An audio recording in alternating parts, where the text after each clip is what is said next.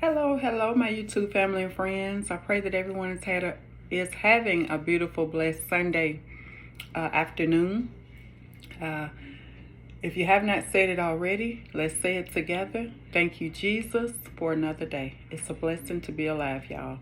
And I just wanted to hop on here. We had a beautiful worship service today, and as we always do at the church we attend, but I just thank the Lord for the church that He chose for me to go to, because I didn't choose it myself, but it's just really been a blessing to me and to my children. And I've met some beautiful people there. I've been able to share my testimony. They've been able to share their testimony with me, and it's just been beautiful all the way around. But I was witnessing to somebody today. I was asking about somebody because I hadn't seen them in a while, and I was informed that they no longer attend there. And I said, well, my mind quickly went back to when the Lord, not when the Lord, but when I chose to leave the church that we're going to. And the Lord said, what are you doing? I didn't tell you to leave. Why did you leave? And I left for about maybe a month or so, because it was the enemy attacking me, and I was trying to figure out, which it was nothing to figure out, but I was battling between, the enemy was like, this church, this is not what you're used to, and which it wasn't, but that's a good thing. In the South, I don't know if you all are familiar, but things are done totally different than out here in the West, and it's all corporate worship. It's all praising the Lord, giving Him His honor, His glory, and His praise. But it's a program, and it's just, things are done so differently. And so I like the way things are done here. There's no showboating. There's no trying to outsing anybody or anything like that. And I'm not saying all churches are like that, but I've experienced this. I've encountered it firsthand. So I'm just talking from my experience. But anyway, God delivered us from that. But what I was doing was searching for what I used to have and what I once had. I was looking for it here. And God said, what are you doing? What you're looking for here, you're not going to find it here, because it's there. It's not here. That's why I moved you. That's why I told you to come out of that place, that dry place, that rotten place. So God is so good. But again, the person had been in my spirit, and I finally remembered to ask this particular person about, the person, because they sort of, knew him really well. And they told me that. So I was like, okay, so I'm going to be praying for them, that whatever the Lord's will is for their lives, that God will show them, direct them, and give them discernment about things. Because, again, I can only talk about what I've been through. And again, I left because I went to this church, and this is not what I came here to talk about, but the Holy Spirit wants me to share this. I went to a church. I think it was one, or I don't know if it was two, but I know for a fact I remember it was one church. And it was sort of like a southern type church, holiness church. And husband and wife, they sort of had founded it. It was like more so like a center than a church. But anyway, I shared my testimony with them, and I sort of felt like, okay, this is, and I went by myself when I first visited, because, I said, Lord, show me what you want me to do. And then, I could bring my children here. But my children that Sunday when I had got up, they didn't show any interest that they wanted to come there. I didn't beg, I didn't ask, I didn't, plead with them to come. I said, let me go and find out, if this is a good place for us, or if God wants us to be here, and then you guys can come later. But that never happened. Later never happened. I went to about a Wednesday night service, and then I went to a Sunday service, and I didn't go back anymore.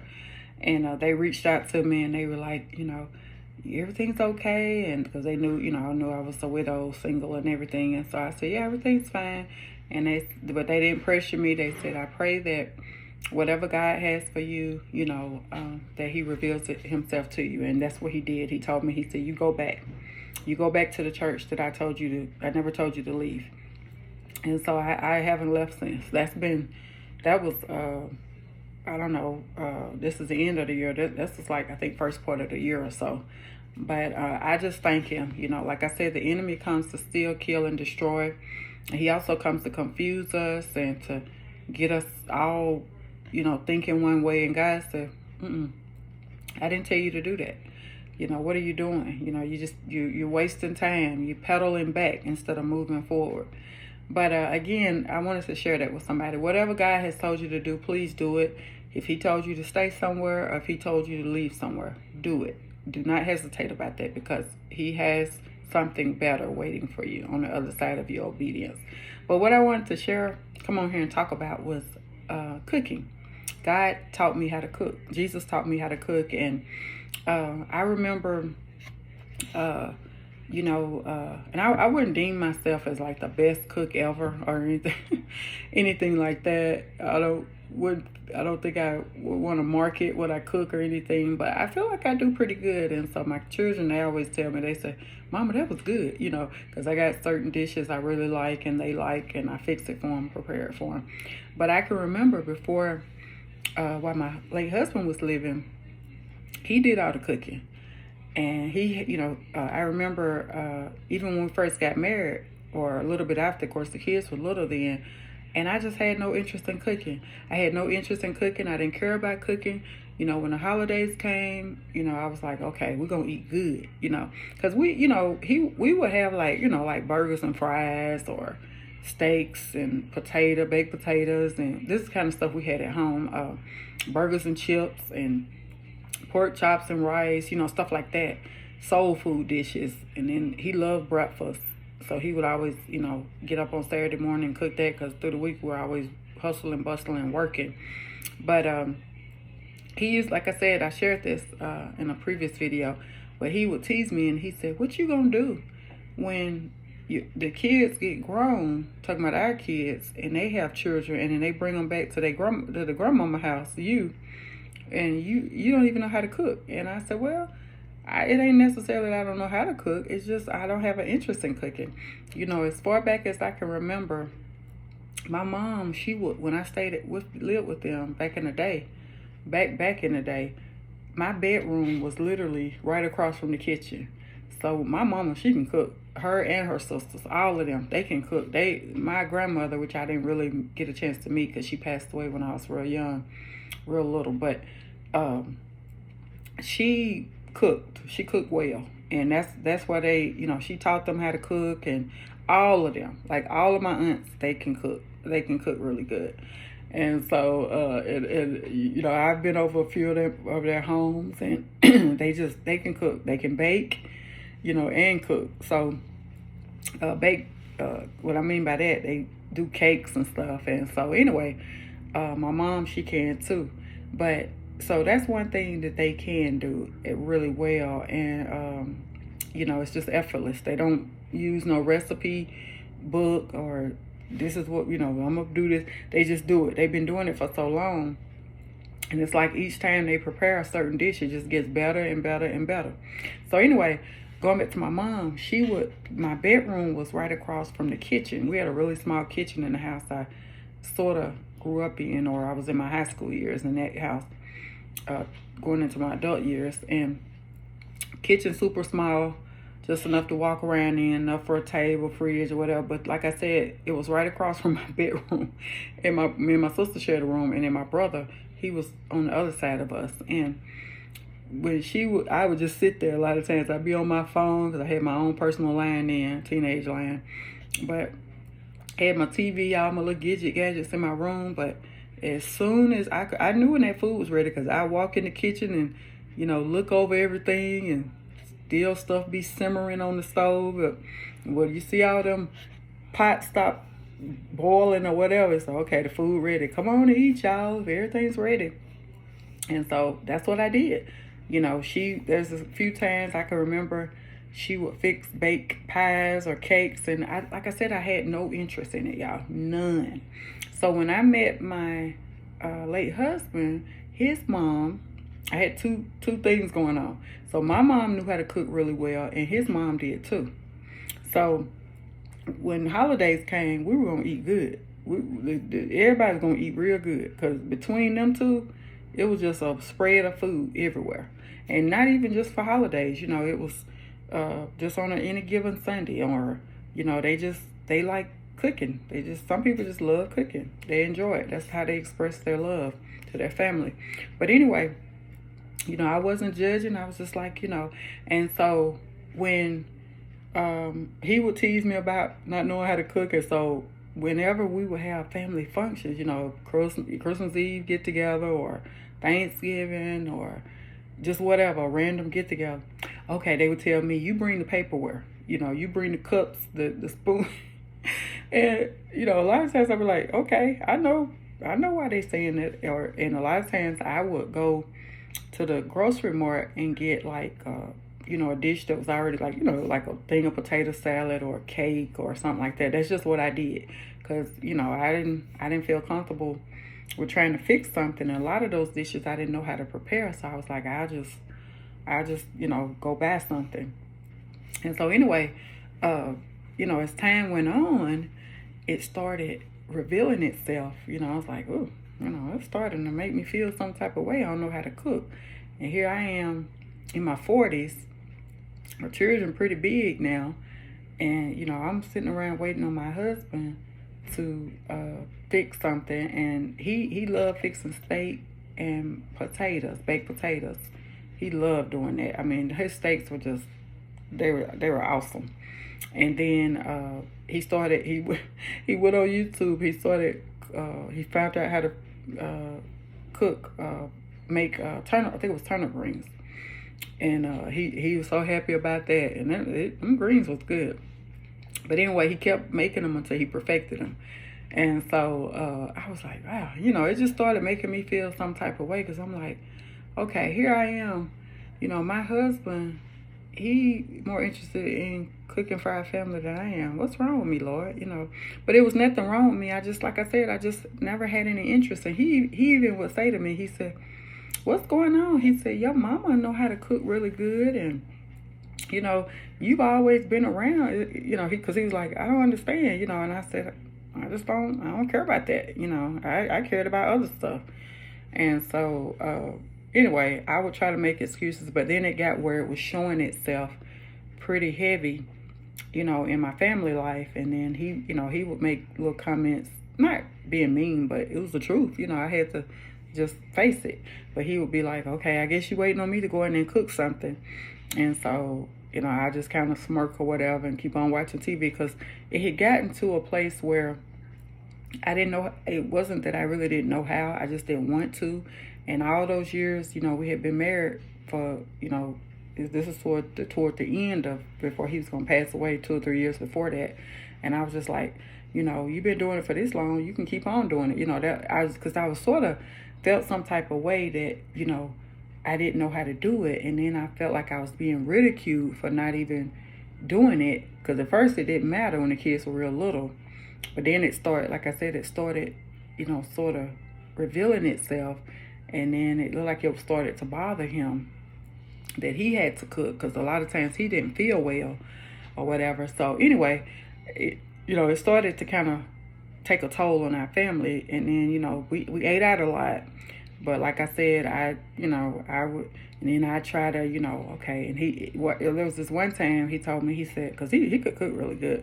But there was this one time he told me, he said, come in here in the kitchen.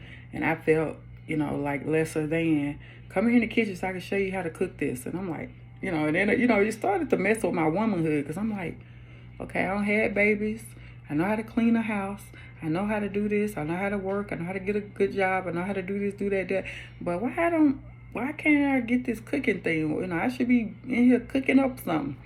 But like I said, I had no interest. And so going back to the holidays, we would always have to-go plates. And, that started getting old too. Because like I said, as the kids grew older, there was this one time his father-in-law had mentioned something, and he said in front of the whole church, and I was like, oh my gosh, do we seem like we just needy and we hungry, and or we leeching off of y'all? He said, because he just had that relationship with the congregation. Everybody knew his children and his daughter-in-laws and son, everybody knew that. And so he just had that relationship with the members there. So he would just get up sometime and say silly stuff. And so he said, I forget which holiday it was coming up on, or I don't know if it was Thanksgiving or Christmas, but he made a comment and he said, this is just FYI to my children and their families, my sons and their families, that ain't no to go plates going out of my house this year. And so I was like, wow, so I was like, oh, we coming, like, oh, okay, because in my mind, I'm like, oh, because it wasn't just me, that didn't cook all the time. I had sister-in-laws too, but I think they cooked, but they didn't cook all the time, So anyway, that comment was directed toward all of us, basically. And, because, men don't really care about to-go plates really that much, but all of us had children, 4 children apiece. And so, that's a lot of to-go plates that you taking out of somebody's house. So anyway, I had told my late husband, I said, what did your dad mean by that? I said, who was that directed towards? And he said, I don't know. He didn't even care about stuff like that. He's like, I don't know, I don't care. And I was like, wow, he putting it, he airing all the business out there.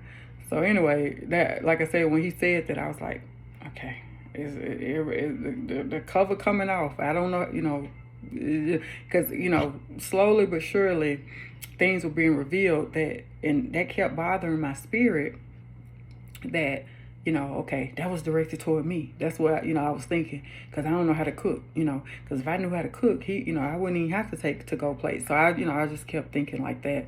But it really wasn't towards me. It was he was just making a comment. It was toward everybody. So anyway, I think that year we didn't do it. And because I had told my late husband, I said, when somebody say something like that, I said, I thought we were all family and I thought it was all love. Because my mother-in-law, she would make so much food, y'all, that you could probably go over there every day the next week and still have food. I mean, it was just cakes, pies, ice cream, big old pots, pans of food. So it was just a big deal. And same thing with my mom. My mom would make sweet potato pies. She makes 7 or 8 of them, 2 cakes. It was just food, and more food. Big old pans of dressing, macaroni and cheese, So I'm like, how y'all gonna eat all that? And then they would go from not wanting you to take food to, y'all wanna come over here and get some food? We would get a call in the middle of the week. Y'all wanna come over here and get some of this food? Because like I said, all of us had kids. But anyway, like I said, as the kids became older, it started revealing itself that I needed to kind of step up my game on cooking. And so I even went, one of my mom's sisters, I went up her house and I had, I never forget this, it was, I went over there to visit her. That's when my late uncle, before he passed away. And she, of course, she was taking care of him and everything. And so I went over there to visit and whatever to her and him. And I asked her, it was in my spirit to get her something to eat because she had been, when you running around and stuff, you don't really want to cook. And she can cook too. All of them can cook. But I said, do you want, there was a Little Caesars not far from their house. And I said, you want me to go and get you a pizza? Because I think she mentioned something about a pizza. I don't think I just randomly said that. And she said, yeah. So she told me what kind she wanted. So I went up on the highway and got a pizza. And I came back with it. Y'all, when I got back to her house, she had fixed me a to-go plate. It had, I don't even know how she whipped that food up that fast, but I think it was just some, leftovers, and she heated some stuff up or whatever. I don't know. But anyway, I think it was pintos on that plate. I can't remember exactly. It's been so long ago. But it was macaroni and cheese. I think it was beans. I forget what kind of meat it was. It was either chicken or a rib or something, and some bread. And that food, y'all, was so good. I couldn't wait to get home and eat that. I think I posted it on Facebook. That's what I was on Facebook. Well, I was so happy to get that food. That food was so good. But I told her, here I am trying to do something for you. And then I come back from bringing you your pizza. I wasn't looking for nothing in return. And she had fixed me a whole big old plate, to-go plate. And that food was good. I ate every bit of that. And I bragged about that for a while. But she was the auntie that I asked. I mean, I could have asked my mom too, but I asked her because I had been talking to her a lot in those recent times. And so I asked her about pinto beans. I love pintos. And I was asking her how you cook them, and we was laughing about that. I said, man, I always come out so hard. And she said, I always pray over your food. And she said, ask the Lord to help you cook. He'll help you.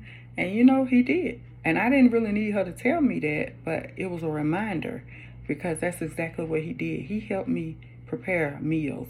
So after my late husband, after he passed away, that's when all of my, I remember, well, let me go back. I remember there was this one time I was in the kitchen, and I think I had called her and asked her something, and she said, just pray over your food while you fixing and mixing up stuff and putting seasoning in it. And so God, he'll bless it. And I started doing that on a few of the meals that I was, when I could remember.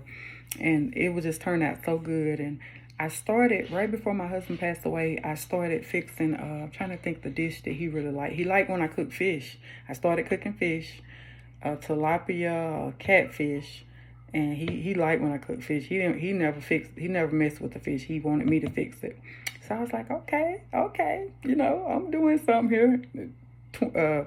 Almost years later in our marriage, but we're never too old to learn, and it's never too late as long as we're breathing. So anyway, we have fish and fries, or fish and, I don't know, corn or something like that, biscuits or whatever, rolls. But he, like I said, he never tried to fix that. He always, he wanted me to do the fish. And I would love that, because I was like, ooh, I felt like I was, Betty Crocker or somebody, because I was like, thank you, Jesus. Thank you, Jesus. It took me a long time, but hey, I'm here. And so I told my auntie, she said, I told you. She said, it's in you to cook. Your mama a good cook. And I said, I know. I just never had an interest in it. And so I was just so happy. I was like a kid in a candy store.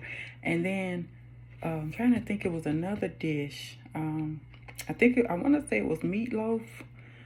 He liked when I fixed that. And then I know it was fish. I know that was the top of it, the list. But it seemed like it was another dish he really liked when I fixed, I think it was, I'm trying to think, was it salmon? Because I can't remember. It was some dish that I had never even tried my hand at, and I started fixing it, and he really liked it. I don't know if it was meatloaf or not, but anyway, I know fish was one of them, and he would just really rave about how good the fish was. But I was like, I just battered it up and put it in the skillet. But I don't know, he really liked it. So I don't know if he was just trying to make me feel good or what, but it worked. But right before he passed away in 2021, like I said, I had started, fixing little stuff, and I posted on Facebook, trying to get, the approval from people that really didn't even care. But then there was this one lady, I'll never forget this one time, she went to our church and she said, did you fix all... She said, did you fix all that, or did you open a can for that? So I was like, what does it matter? I'm trying doing something here. I'm trying, work with me here. Give me a little something. So anyway, she was right. It was like, I think it was green beans or yams or whatever. And so all that stuff was out the can except for the meat and the greens, I think. But I thought that was funny. But everybody else was like, ooh, that look good. Ooh, that look good. Because we had a thing in my Facebook circle. Sundays, I don't know if they still do it because I haven't been on Facebook in a while. But on Sundays, everybody posts their dinner, what they having for dinner. And it's always a home-cooked meal. It ain't hard. Well, sometimes it could be something you picked up from a restaurant, but most of the time it's home-cooked meals. And, people say, ooh, that look good. Give me the recipe for that. It'd be soup, stew, whatever, hamburger fried, whatever. But it was just a big thing. Everybody be posting around after church, what they eating or what they getting ready to eat. Some of them do live, some of them do just pictures. So anyway, I was in there, and it was funny because I was like, okay, I can cook a little bit now. So and then the children said, Mama, it's good, But like I said, before he passed away, he had learned how to fix those greens, and he was so happy about that. And he could cook. Like I said, he could cook. He could really cook. And he told me, he said, you got to have a love for the food. You got to love your food. I was like, yeah, cause you know, before I started taking any interest in cooking, I just turn the pots on and I go in there and watch TV, and sometimes the stuff be burnt, or you know, I didn't care. I didn't have no patience. I just wanted to eat and get out the kitchen. I mean, fix it and get out the kitchen. But he used to tell me that all the time. He said, you gotta have love. You don't. It's no love. It's no love in your food. That's why it tastes burnt. That's why it don't taste right. He said, you don't have any love for it. And I said, you know what? You're right. I don't, because I don't want to do it. And so I got out of that mode where I just didn't care to do it, where I was interested in doing it. And like I said, there was a lot of times we'd be in the kitchen together and he'd be making the steaks, and that kitchen be smoked up from those steaks, because he put that butter in the pan, and them steaks be, ooh, yeah, them steaks used to be so good. And he made the best steaks. Well, after he passed away, when we moved here, before we moved here, I started buying steaks. And I was like, and my youngest son, he said, Mama, you still can't, you ain't on the level where he was at, but you almost there. So that made me feel good, because I was like, coming from from a place that I never wanted to cook, to I'm actually doing it. And that's a compliment to me. So anyway, had started buying steaks and just going on I said, this feels good. You know, this feels good. And I should have been doing it all along, y'all. But I know I'm not the only woman that, you know, this has happened to, or, you know, and I've met different women here. And then I met them, you know, and before we left, and they say, no, I don't cook. I don't cook. You know, I met a lady here. She said, I don't cook. I don't cook. We eat out, or, you know, I cook maybe sometime, but she said that ain't even, I'm just not a cook. I'm not a cooker. I said, yeah, I'm the same way. I'm not a cook either. And so, but things are so different now. Like I said, I'm about to fix hamburger steak and gravy, mashed potatoes and rolls, and I made a pan of cornbread. And I said, look at me. Look how God has brought me, y'all. You know, change is not always bad. It's not always, you don't have to dread it. It's a process. You just got to go with it. And like I said, I went from not even caring about cooking to, you know, and when we first moved here, I was a cooking woman. I was buying stuff just so I could cook. That's what I was doing. And even the kids said, Mama, you don't have to cook every day. And I said, I want to. And I had a lady at church laughing. I said, I think I'm trying to make up for all that time when I didn't cook. Because when I was going through the grief sessions, she was laughing at me. She said, you need to sit down. You don't have to cook. She said, you don't have to cook. Your children grown. I said, yeah, but I think I'm trying to make up for lost time. That's what I think is going on. So it was funny. But anyway, they like to DoorDash and things like that. But when I can, I like to do it. But it's just been a blessing. It's been a journey. I thank God for it all, because, you know, he can change anybody. He can change anything. And when we give it all over to him, you know, I was asking my aunt how to cook this, how to do that. And like I said, I love pintos. And I said, how can I love something so much and don't know how to prepare it? And I used to tell my late husband all the time, I said, all the dishes I love to eat and say it's so good, I don't even know how to cook them. And then I want to share this and I'm gonna get off of here. So my mother-in-law, she started to be where I was sort of being ridiculed for not knowing how to cook. Because, you know, I'm just trying to create this scenario. So she was like a big cook. You know, she was bigger than, my mom cooked too, but no, she cooked for large, you know, and cooked for a lot of people. Because, you know, she got 4 sons. She had 4 sons then.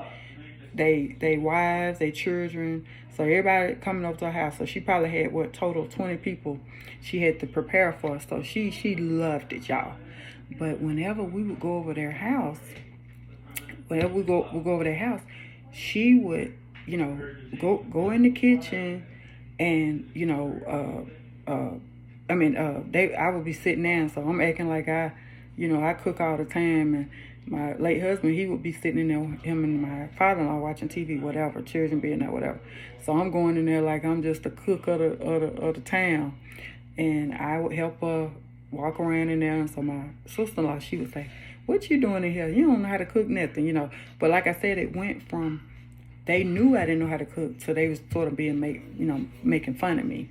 And so I never paid any attention. I still would watch her and whatever, and I kind of helped set the table or whatever, just trying to be womanly. But like I said, sometimes, oh yeah, and then when, I would help wash the dishes or whatever and clean up, that made me feel good or whatever. But, a lot of times the things that we don't know how to do or we're not so good at, we excel in other things. And I felt like that's what it was, in my marriage, even though I should have known how to do all of that. Like I said, I just, God made it where my late husband, he helped me do that. But not making an excuse, but like I said, we all bring something different to the table. And he knew I didn't know how to cook. He never, he teased me about it, but he didn't just like oust me about it. But like I said, before he passed away, he did make that comment.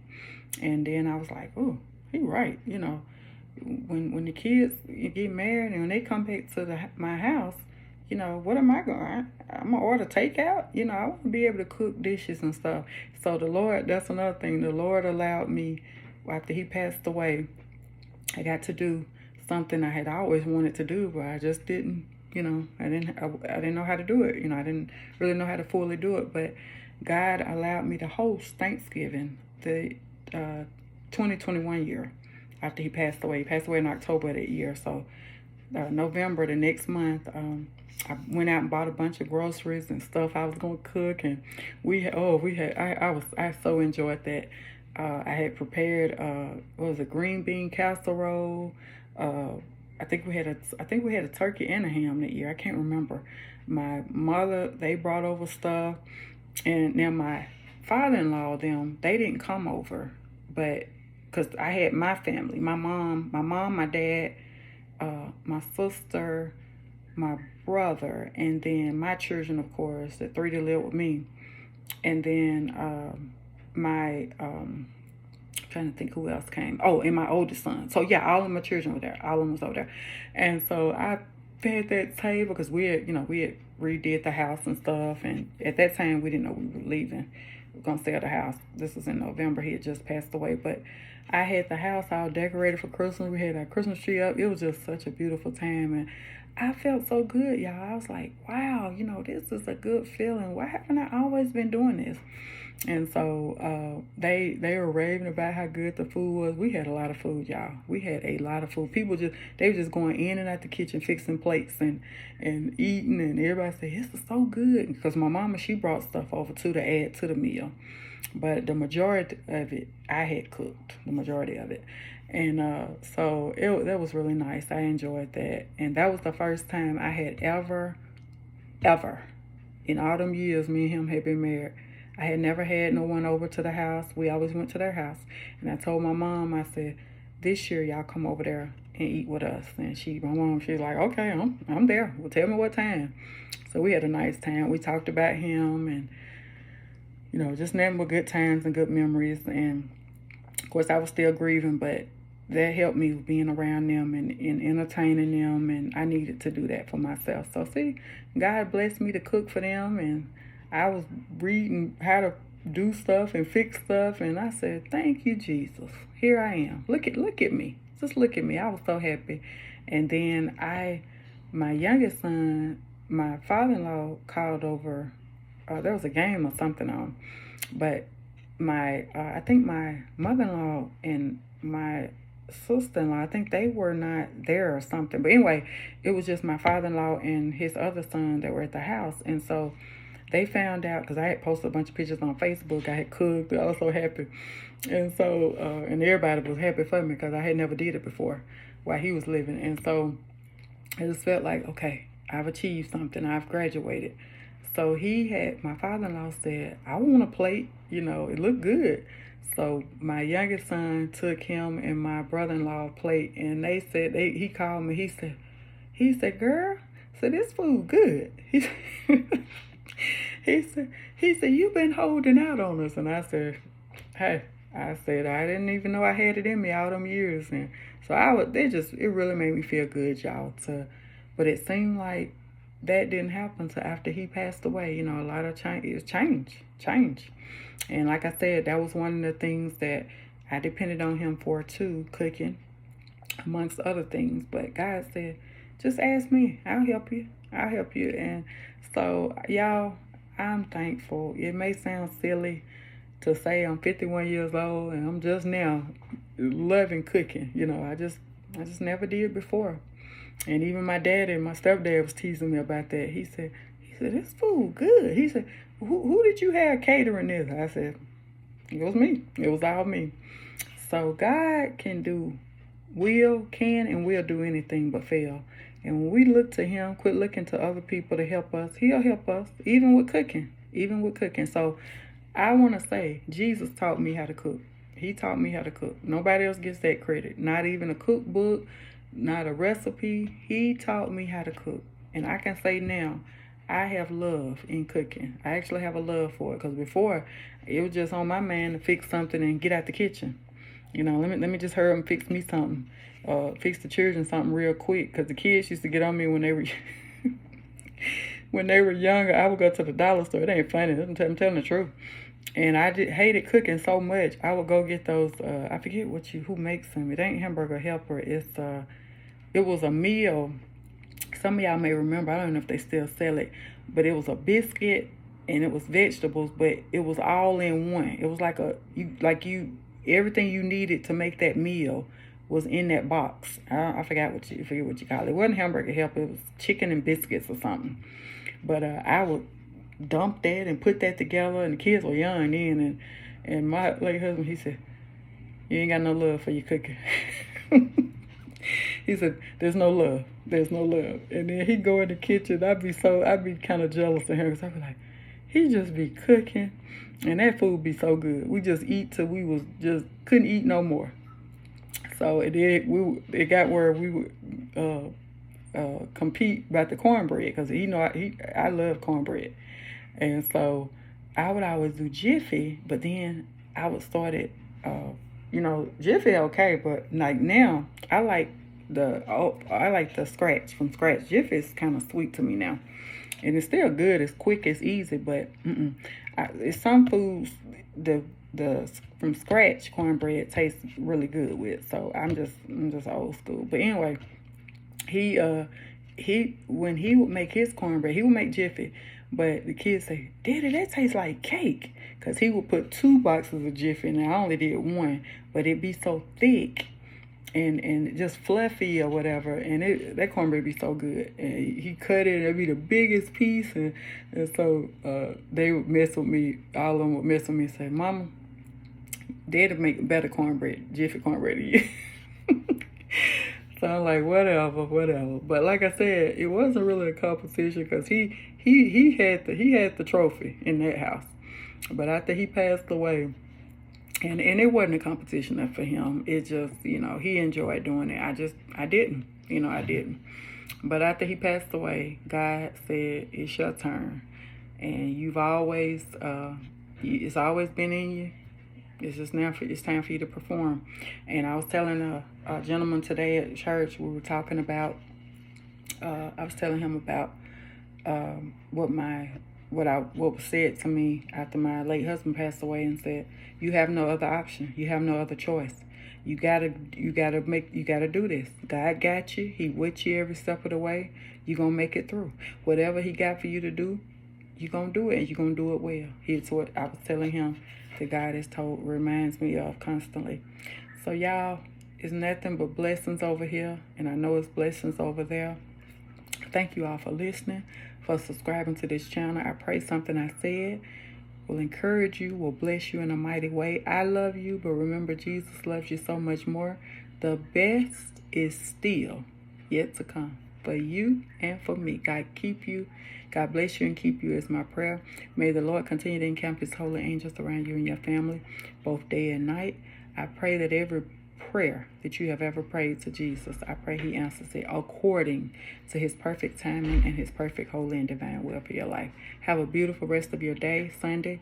Get some rest, and we're going to get ready for another beautiful, blessed week in the mighty name of Jesus. Bye-bye.